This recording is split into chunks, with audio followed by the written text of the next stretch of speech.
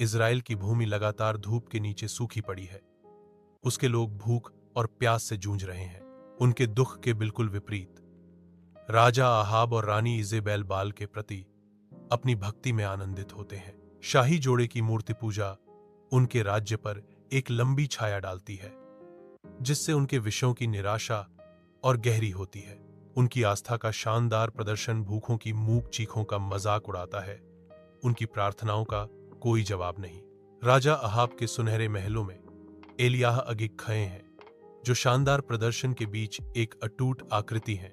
राजा Ahab का चेहरा गुस्से से तमतमा जाता है। उसके आंखों में एक तूफान उमड़ता है, क्योंकि वह नबी का सामना करता है। एलियाह अडिग रहता है। उसकी निगाहें अडिग रहती हैं, जो निडर संकल्प के साथ राजा के अधिकार को चुनौती देती हैं। ईश्वर के अधिकार के साथ एलियाह घोषणा करते हैं, मैं इस भूमि पर अकाल की घोषणा करता हूं। महल की हवा तनाव से भर जाती है, क्योंकि एलियाह के शब्द भारी पड़ते हैं। राज्य पर एक मंडराता शाप। एलियाह बहते हुए कीरित नदी के पास शरण पाता है, जो इसके एकांत तटों में सांत्वना खोजता है। जैसे जैसे सूरज चढ़ता है, परछाइयां उसके चारों ओर नाचती हैं। ऊपर से एक कौवा उतरता है, अपनी चोंच में भोजन लिए हुए। कौवा ग्रेसफुली उतरता है, एलियाह को रोटी देता है। बाद में एक और कौवा आता है, इस बार मांस लेकर। एलियाह उपहार स्वीकार करता है।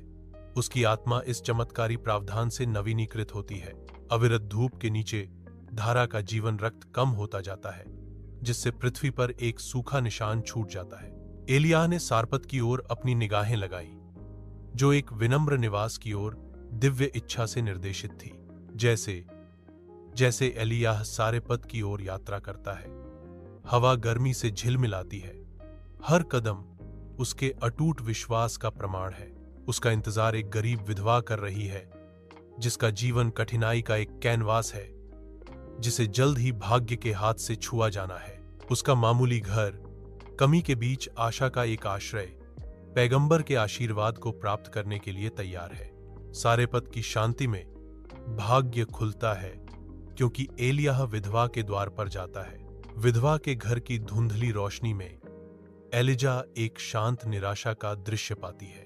विधवा एक अंतिम भोजन तैयार करती है। उसकी हरकतें दुहक से भरी हैं।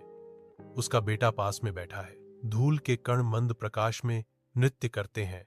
कमरे में फीकी होती उम्मीद की दृश्य गूंज। विधवा के धीमे, जानबूझकर किए गए कार्य त्याग की बात करते हैं। प्रत्येक हरकत एक विदाई है।